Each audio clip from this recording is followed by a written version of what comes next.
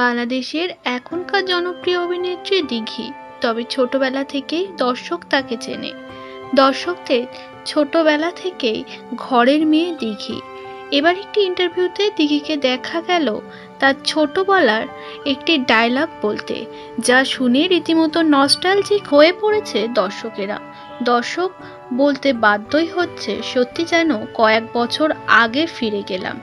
অনেক মুভিতে দেখা গিয়েছে দিঘিতে, তেমনই একটা মুভির ডায়লগ এবার বলে শোনালো দিঘি। আর সত্যি বলতে দিঘির গলায় সেই ডায়লগ শুনে যেন মনে হচ্ছিল যে সত্যি দিঘি যেন আবার সেই ছোটবেলার দিঘি হয়ে উঠেছে। আমরা দিঘির ছোটবেলার অভিনয় অনেক মিস করি, আমরা ওইটা একটু শুনতে চাই। বাবা জানো, কিন্তু ওই ভয়েস তো এখন হবে না, বাট আমি ট্রাই করতে পারি। বাবা জানো, আমাদের একটা ময়না পাখি আছে না, সে আজকে আমার নাম ধরে ডেকেছে। আর এই কথাটা না মা কিচ্ছুতে বিশ্বাস করছে না। কেমন লাগে বলো তো বাবা? আমি কি তাহলে ভুল শুনেছি?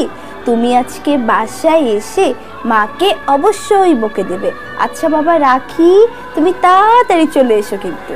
দিঘি জানায়, অ্যাজ এ চাইল্ড আর্টিস্ট আমার অভিনয় অনেক ভালো ছিল, তবে এখন নায়িকা হিসাবে আমার অভিনয় দক্ষতা আরও বাড়াতে হবে।